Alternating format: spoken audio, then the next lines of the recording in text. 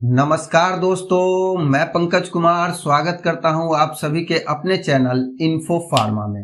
तो फ्रेंड्स, आज की इस वीडियो का जो हमारा पहला टॉपिक रहेगा वो 1 साल से लेकर के 15 साल तक के बच्चों के बारे में होगी कि आखिर आप कैसे जान सकते हैं कि आपके बच्चे को प्रोटीन की कमी है और उसको आप किस तरह से उनके प्रोटीन की कमी को आप पूरा करेंगे। उसके बारे में इस वीडियो में आपको पूरी जानकारी मिलेगी, ताकि आपका बच्चा अगर प्रोटीन से ग्रसित है तो उनको आप तुरंत जानकारी आपको मिल सके कि हाँ, मेरे बच्चे को प्रोटीन की कमी है और उसके वजह से मेरे बच्चे का ग्रोथ रेट भी जो है सो रुका हुआ है। तो इस वीडियो में मैं आपको स्टेप बाय स्टेप इसके बारे में जानकारी दूंगा। दूसरा जो हमारा टॉपिक रहेगा, उस टॉपिक में हम ये बात करेंगे कि एक बच्चे को जो स्वस्थ तरीके से नेचुरली उनका ग्रोथ बेस्ट में बेस्ट हो सके, उसके लिए डेली आपको कितने प्रोटीन की आवश्यकता एक बच्चे को होती है, उसके बारे में भी हम इस वीडियो में स्टेप बाय स्टेप बात करेंगे। तीसरा जो हमारा टॉपिक है वो एक टॉपिक नहीं बल्कि एक सवाल है जो आप सभी दोस्तों के लिए है कि क्या आप अपने या अपने फैमिली के अगर किसी भी व्यक्ति को अगर किसी डॉक्टर की सलाह अगर लेने के लिए जाते हैं तो कितने तक आपका एक्सपेंस हो जाता है, यानी कि आपकी सेविंग कितनी तक जो है सो उस बीमारी के अकॉर्डिंग खर्च हो जाती है। जैसे एक बेसिक बीमारी ले ले, जैसे सर्दी, खांसी, जुकाम, इन तरह के अगर बेसिक्स बीमारियां अगर होती है तो उसके लिए आप कितने तक खर्च करते हैं।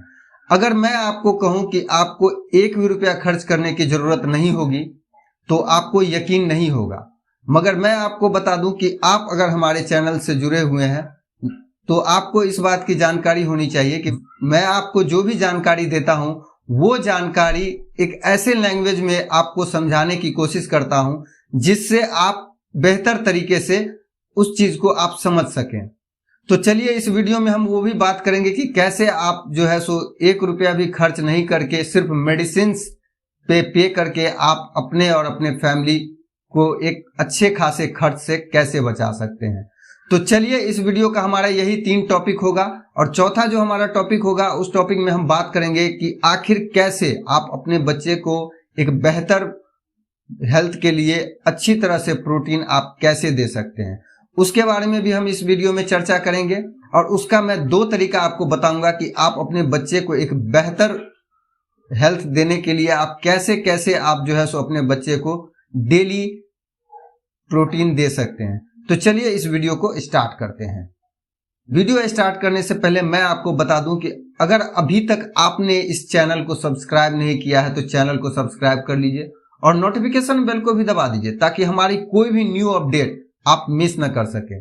और अगर आपके घर में अगर कोई बच्चा है, ऑब्वियसली अगर ये वीडियो आप देख रहे हैं तो आपके फैमिली में या आपके पास एक बच्चा है, तो आप हमारे बेबी केयर सीरीज के और भी वीडियोस को देख सकते हैं। अगर आपने उस सभी वीडियोस को अगर वॉच कर लिया तो मैं आपको गारंटी देता हूं कि 1 साल में जो आप 20,000 से लेकर के 30,000 तक बेसिक बीमारियों पर अपने बच्चों में खर्च करते हैं, मैं आपको 100% गारंटी के साथ कहता हूं कि वो खर्च आपकी बच जाएगी। तो चलिए वीडियो को स्टार्ट करते हैं।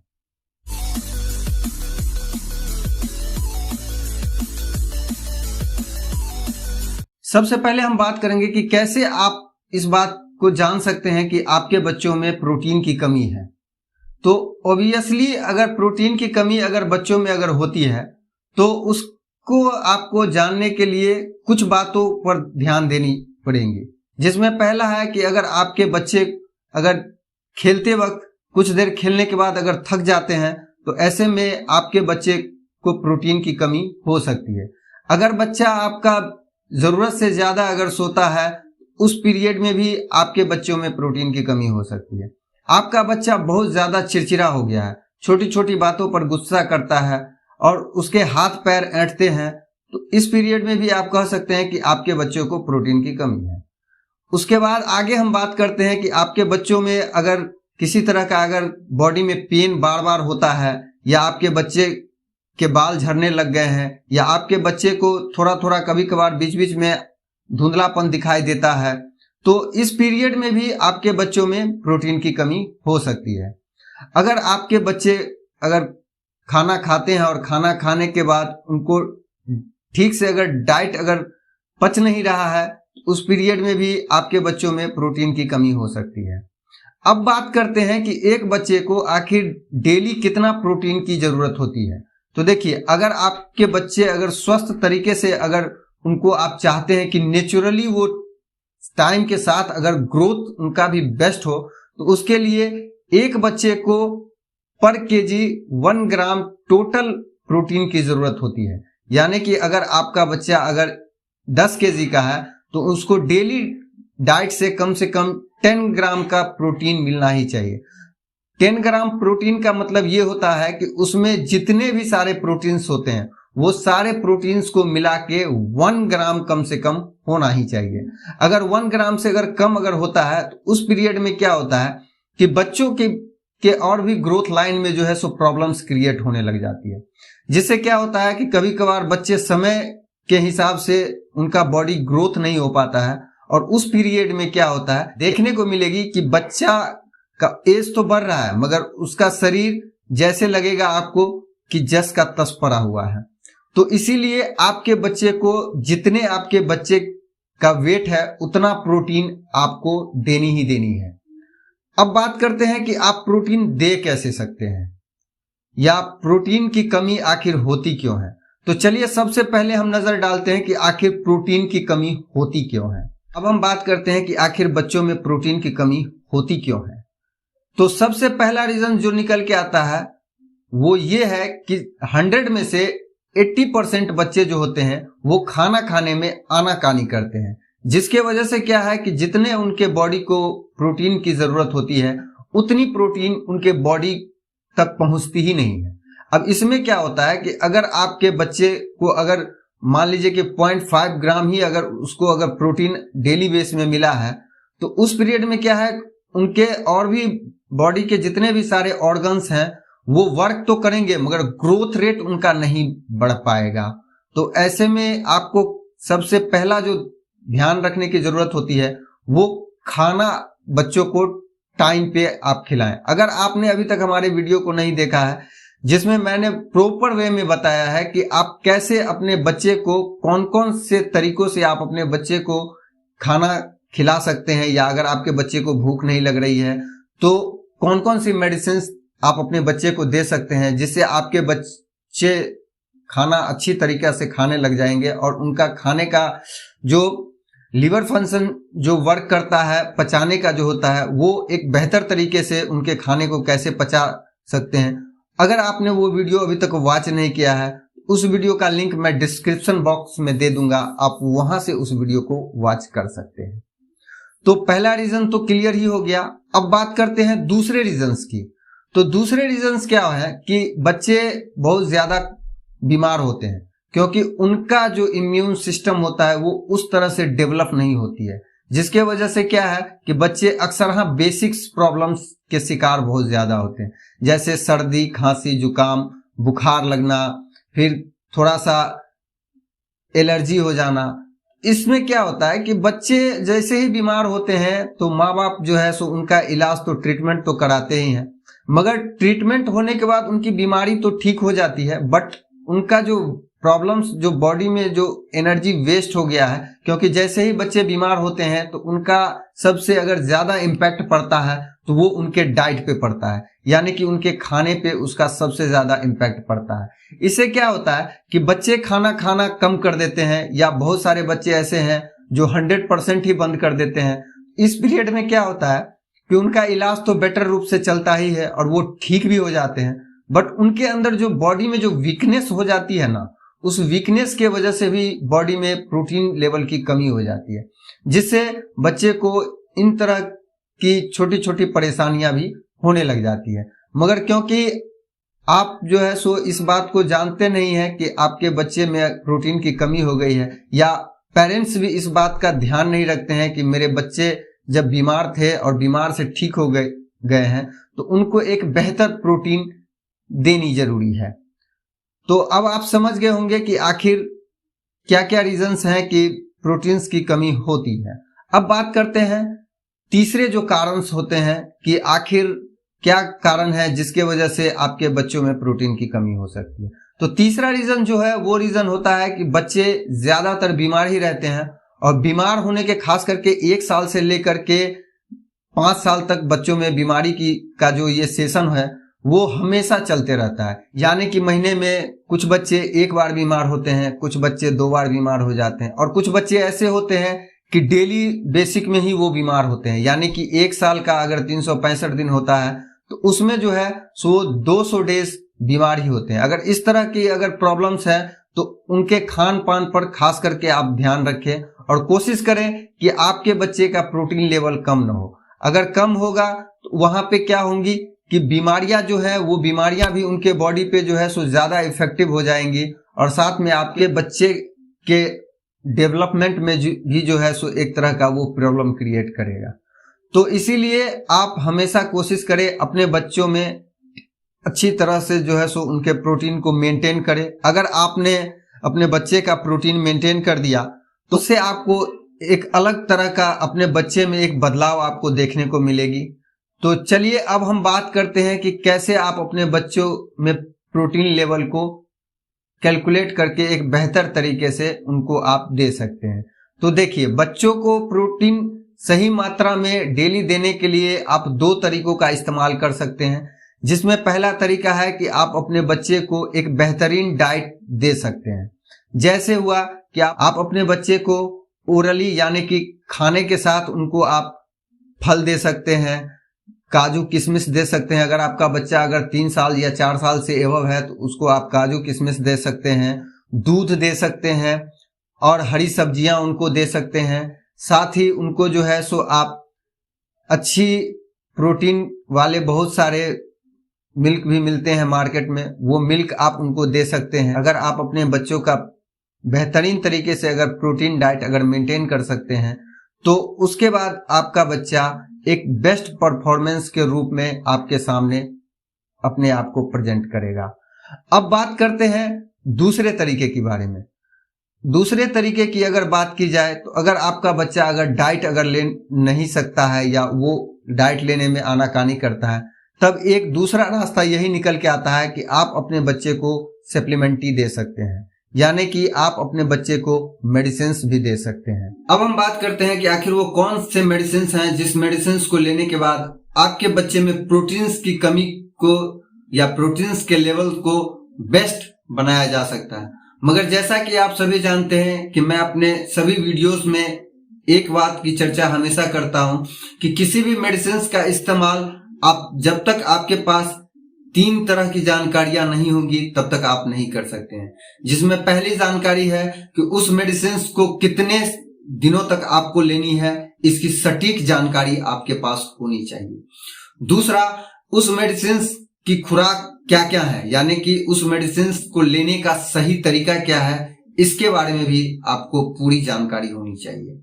और तीसरा, जो कि सबसे अहम है, वो ये है कि इस मेडिसिन से होने वाले दुष्प्रभाव क्या क्या है, उसकी भी पूरी जानकारी आपके पास होनी चाहिए। तो फ्रेंड्स, इस वीडियो में जो मैं आपको मेडिसिन बताने वाला हूं वो मेडिसिन आप किसी भी डॉक्टर के परामर्श के बगैर भी आप इस मेडिसिन का इस्तेमाल कर सकते हैं। हालांकि हमारा चैनल आपको किसी भी मेडिसिन को लेने की सलाह नहीं देती है, मगर मैं इस मेडिसिन को लेने की सलाह आपको देता हूं। आप इस मेडिसिन का इस्तेमाल बगैर किसी डॉक्टर के प्रिस्क्रिप्शन के भी आप कर सकते हैं। अब बात करते हैं कि आखिर वो कौन से मेडिसिन हैं जिस मेडिसिन को देने के बाद आपका बच्चा का जो भी प्रोटीन लेवल कम है या जो इतने प्रोटीन की उसको आवश्यकता है उसको वो मैनेज कर देगा। तो चलिए अब बात करते हैं उस मेडिसिन के बारे में। तो उस मेडिसिन का नाम है A to Z 200 ml syrup. अगर हम बात करें इसकी प्राइस की तो इसकी प्राइस 138 रुपीज इसकी प्राइस है। ब्रांड नेम की बात करें तो ये एल्केम फार्मास्यूटिकल्स के द्वारा बनाई गई एक दवा है और ये 2 पैकिंग में मार्केट में अवेलेबल है। इसका 100 ml और 200 ml 2 तरह के पैकिंग में ये मार्केट में अवेलेबल है। अब बात करते हैं कि इसमें आखिर किस किस तरह के एलिमेंट्स मिले हुए हैं। इसमें 2 तरह के कंपोजिशन का इस्तेमाल किया गया है, जिसमें पहला कंपोजिशन है मल्टीविटामिन और दूसरा कंपोजिशन है मल्टी मिनरल्स। अब आप सभी का ये एक सवाल होगा कि आखिर मल्टीविटामिन और मल्टी मिनरल्स आखिर होते क्या है? तो मल्टीविटामिन्स उसे कहते हैं जिसमें बहुत सारे विटामिन्स को मिला करके एक नया एलिमेंट्स बनाया जाता है, जिसको हम मल्टीविटामिन्स कहते हैं। यानी कि उसमें बहुत सारे विटामिन्स को ऐड किया गया है। अब बात करते हैं इसका इस्तेमाल कहां कहां आप कर सकते हैं और किन किन तरह के प्रॉब्लम्स में आप इसको दे सकते हैं। तो इसमें जो है सो सबसे पहला इसका जो इस्तेमाल किया जाता है वो ऐसे बच्चों के लिए इसका इस्तेमाल किया जाता है जो बच्चे कुपोषण के शिकार हो गए हैं, यानी कि बेहतर तरीके से उनको डाइट नहीं मिलती है, या ऐसे बच्चे को भी दिया जाता है जिस बच्चे में बहुत ज्यादा कमजोरी देखने को मिलती है, या ऐसे बच्चे को भी दिया जा सकता है जो बच्चे बहुत सारे बीमारियों से परेशान होती हैं और उस बच्चों में वीकनेस की प्रॉब्लम्स आ जाती है। अब हम बात करते हैं कि इसको लेने का सही तरीका क्या है। तो 1 साल से लेकर के अगर 5 साल तक का अगर आपका अगर बच्चा है तो उसको आप ये 2.5 ml जो है सो डेली आप खाना खाने के बाद दे सकते हैं। इसको देने से बेनिफिट्स आपको देखने को ये मिलेंगी कि आपके बच्चे में जो भी प्रोटीन लेवल की अगर कमी हो जाती है, अगर एग्जाम्पल मैं आपको दूं कि अगर आपका बच्चा अगर 10 kg का है तो उसको डेली रूटीन में कम से कम 10 ग्राम जो है सो उनको प्रोटीन की आवश्यकता है। अब क्या है कि अगर आपका बच्चा अगर डेली डाइट में अगर 10 ग्राम अगर प्रोटीन अगर नहीं कंज्यूम करता है तो उस पीरियड में ये जो है सो उसको भरपाई के तौर पर पूरा कर देता है। अगर मान लीजिए आपका बच्चा एक दिन में अगर 5 ग्राम ही अगर ले पाया है तो 5 ग्राम जो उनका बचता है वो ये पूरा कर देगा। तो चलिए अब फिर से हम लोग चलते हैं इसी टॉपिक पे कि आखिर इनको लेने का तरीका क्या है। तो अगर आपका बच्चा 1 साल से लेकर के 5 साल तक है तो 2.5 ml जो है सो ये आप अपने बच्चे को डेली खाना खाने के बाद दिन में या रात में एक टाइम आप ये दे सकते हैं। अगर 5 साल से लेकर के 10 साल तक अगर आपका बच्चा है तो उसको जो है सो आप 5 ml करके 1 टाइम सुबह में या शाम में खाना खाने के बाद आप दे सकते हैं। अगर आपका बच्चा 10 साल से अगर 15 साल का है तो आप अपने बच्चे को 10 ml इसका 1 टाइम आप कभी भी दे सकते हैं, मॉर्निंग में भी दे सकते हैं और नाइट में भी दे सकते हैं। अब बात करते हैं कि आखिर वो क्या क्या साइड इफेक्ट्स हैं जो आपको इस दवा को लेने के बाद आपको देखने को मिलेगी। तो इसका जो पहला साइड इफेक्ट्स होता है वो ये होता है कि ओवरडोज, यानी कि अगर आप जल्दबाजी में अपने बच्चे को, अगर आपका बच्चा दुबला पतला है और उसको आप मोटा करने के लिए जल्दबाजी में अगर इसका इस्तेमाल करते हैं, जैसे आपके बच्चे का बॉडी अगर 2.5 ml अगर कंज्यूम करता है और वहां पे अगर आपने 10 ml अगर खुराक उनको दे दी तो वहां पे आपके बच्चों में लूज मोशंस जैसी समस्या आपको देखने को मिल सकती है। दूसरा जो इसका साइड इफेक्ट है वो ये है कि अगर आपके बच्चे को अगर ओवरडोज अगर ज्यादा दिन तक अगर आपने इसको अगर पिला दिया, जैसे 1 साल 2 साल अगर आपने अगर इस मेडिसिन का इस्तेमाल किया तो आपके बच्चों में कैल्शियम की कमी भी आपको देखने को मिल सकती है। तीसरा जो कारण है वो ये है कि इस मेडिसिन को लेने के बाद थोड़ी बहुत सिर में दर्द हो सकती है। अगर मेरी माने तो ये समस्या आपको ना के बराबर ही इसमें देखने को मिलती है। अब बात करते हैं कि इस मेडिसिन को आपको कितने से कितने दिनों तक लेनी है या देनी है। तो इस मेडिसिन का इस्तेमाल आपको मिनिमम 15 डेज तक करनी है। यानी कि अगर आपने आज से ये मेडिसिन अपने बच्चे को देना स्टार्ट किया है तो कम से कम आपको 15 दिन तक इसको पिलाना है। 15 दिन पिलाने के बाद फिर क्या करना है आपको कि अपने बच्चों में देख लेना है कि आपके बच्चों में चेंजेस क्या क्या आपको देखने को मिलती है। उसके बाद फिर जो है सो 15 डेज के बाद फिर क्या करना है आपको कि फिर इसको कंटिन्यू कर देना है। 15 डेज और आपको पिलानी है। 1 मंथ पिलाने के बाद इस मेडिसिन को आपको बंद कर देनी है। इस मेडिसिन को बंद करने के बाद फिर आपको 1 मंथ 2 मंथ इस मेडिसिन को छोड़ देनी है। उसके बाद फिर आप इस मेडिसिन को रीस्टार्ट कर सकते हैं। अप्रॉक्स एक बार 1 मंथ डोज चलने के बाद कम से कम 15 दिन तक आपको वेट करनी ही करनी है। 15 दिन के बाद फिर से आप इसको रीस्टार्ट कर सकते हैं 1 मंथ के लिए। फिर 1 मंथ चलने के बाद फिर इसको आप 15 डेज के लिए बंद कर दीजिए। तो उम्मीद करता हूं ये वीडियो आपको पसंद आई होगी। ये वीडियो अगर आपको पसंद आई है तो इस वीडियो को एक लाइक कीजिए। चैनल को तो आपने अभी तक सब्सक्राइब कर ही लिया होगा। अगर नहीं किया है तो चैनल को सब्सक्राइब कर लीजिए और नोटिफिकेशन बेल को भी दबा दीजिए ताकि हमारी कोई भी न्यू अपडेट आप मिस न कर सके। तो अब हम बात करते हैं कि कैसे आप बगैर किसी डॉक्टर के खर्च के बेसिक्स इलाज को आप सिर्फ अपने मेडिसिन कॉस्ट से ही कर सकते हैं। तो फ्रेंड्स, उसके लिए आपको बस इतना करना है कि इस चैनल को सब्सक्राइब कर लेना है और नोटिफिकेशन बेल को भी दबा देना है, क्योंकि हम जो है सो अब इसी पे मैं और मेरी टीम के द्वारा ये है कि बहुत सारे कोविड में जो है सो लोगों को सही तरीके से उनका ट्रीटमेंट नहीं हो पा रहा है। तो हम लोगों ने डिसाइड किया है कि हमारे चैनल्स पे जैसे ही 3000 सब्सक्राइबर्स गेन हो जाते हैं तो मैं आप सभी को अपने सारे वीडियो के नीचे एक व्हाट्सएप या टेलीग्राम्स के माध्यम से आपसे मैं और मेरी जितने भी टीम्स मेंबर्स हैं वो सभी आपसे जुड़ पाएंगे और जुड़ जाएंगे, जिससे अगर किसी भी तरह की अगर आपको छोटी मोटी समस्या है तो आप उनसे डायरेक्ट हेल्प ले सकते हैं और हेल्प लेने के बाद आप घर बैठे अपना इलाज सिर्फ मेडिसिन पे आप कर सकते हैं। मगर उसके लिए आप सभी को चैनल को सब्सक्राइब करना होगा और नोटिफिकेशन बेल्स को भी दबा देना है ताकि ये जो हमारा एक टारगेट है ये टारगेट पूरा हो जाए। और टारगेट पूरा होने के बाद जो है सो हम लोग इस पोर्टल पे काम करेंगे। तो फ्रेंड्स, आप सभी से उम्मीद है कि आप सभी सपोर्ट करेंगे। वैसे आप सभी का प्रेम मुझे बहुत ज्यादा मिल रहा है और आप सभी हमारे वीडियो को पसंद भी कर रहे हैं, मगर थोड़ी सी सपोर्ट की आपके तरफ से भी हमें जरूरत है, क्योंकि आप अगर हमें सपोर्ट करेंगे तो वो सपोर्ट फिर आपके पास ही घूम करके आपको भी एक बेहतर सपोर्ट देने में हम सभी को खुशी होगी। तो मिलता हूं एक नए वीडियो के साथ, तब तक के लिए थैंक्स फॉर वॉचिंग। और हाँ, एक बात कहना मैं भूल ही गया, जैसा कि आप सभी जानते हैं कि कोविड का वेव फिर से स्टार्ट हो गया है, तो प्लीज आप सभी से हाथ जोड़कर मेरा निवेदन है कि घर में रहिए, सोशल डिस्टेंस मेंटेन कीजिए और कम से कम जो है सो पब्लिक प्लेस में जाने की कोशिश कीजिए। ये लड़ाई हमारे गवर्नमेंट की लड़ाई या हमारे सरकार की अकेले की लड़ाई नहीं है, ये लड़ाई हमारे भारत के जितने भी भाई बहन हैं उन सभी की लड़ाई है और इस लड़ाई में हमें जीतना है। और हम जानते हैं कि हमारे जितने भी व्यूअर्स हैं वो सभी जो है सो इस लड़ाई में जीत मुझे दिलाएंगे। तो मिलता हूं एक नए वीडियो के साथ, तब तक के लिए थैंक्स फॉर वॉचिंग।